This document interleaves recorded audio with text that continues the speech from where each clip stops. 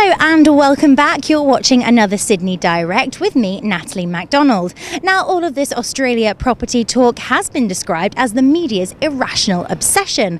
Let's see what my next guest, Dr. Andrew Wilson, senior economist at Domain Group, has to say about this.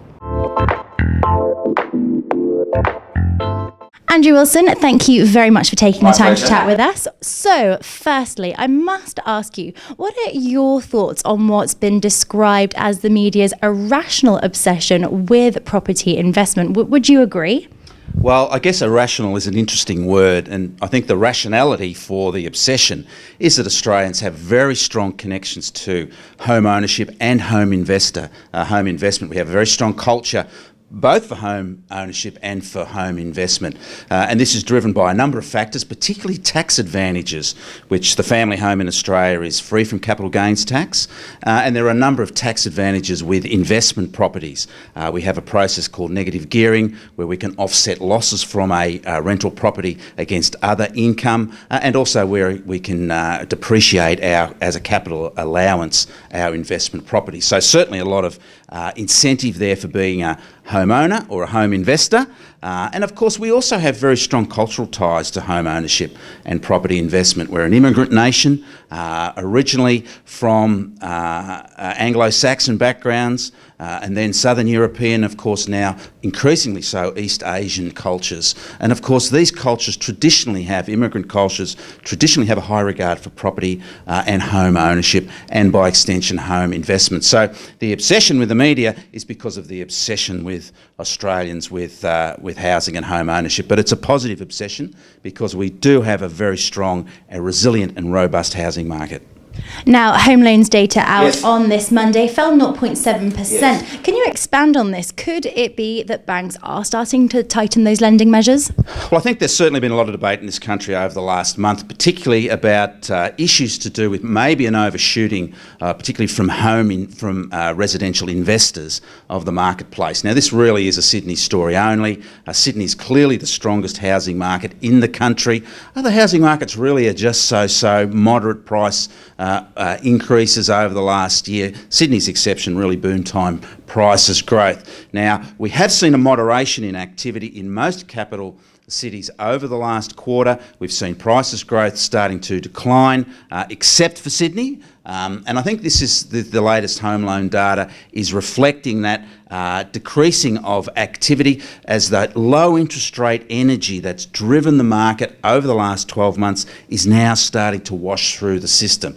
I mean, we still have some issues in terms of the local economic performance, and that is in a number of capitals acting as a handbrake to continued prices growth. But if we look at that home loan data, yes, it was reasonably flat over September. A closer look at the figures, however, shows that it really was a Victorian story. The Victorian housing or home loan data for owner-occupiers was down by 3% over the month. So most of the other states were flat over that period. So really it was the Victorian home loan activity that dragged that number down. But if we look at the big picture, we actually see that there was a rise of 2.3% in total housing finance activity. And that's reflected another sharp increase in investor activity over the month. That's seasonally adjusted finance up by 3.7%, and that's dragged the overall activity levels up above that flat result for owner-occupiers. So still a very strong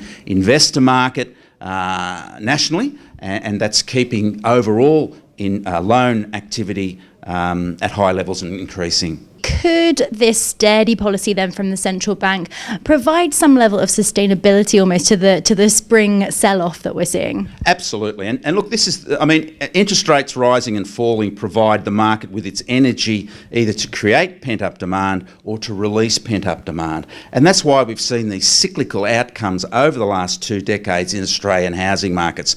We now have 60-year low official rates. We have the lowest mortgage rates for 40 years, and this will act to moderate the potential or the capacity for house prices to grow. It really is dependent on incomes growth now, and incomes growth in the Australian economy is flat.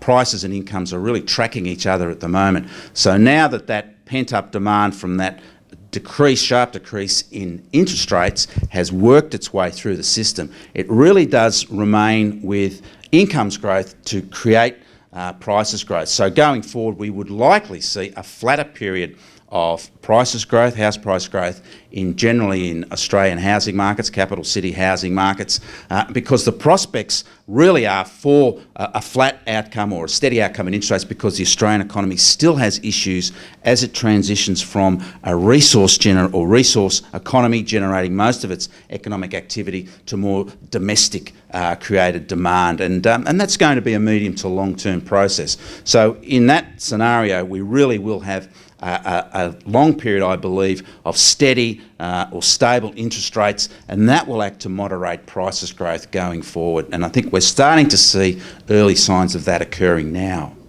Andrew, thank you so much for your time today. Thanks. That's my pleasure. Thank you. That is all we've got time for, unfortunately, but our many thanks to Dr. Andrew Wilson there of Domain Group. Goodbye, and thank you for watching.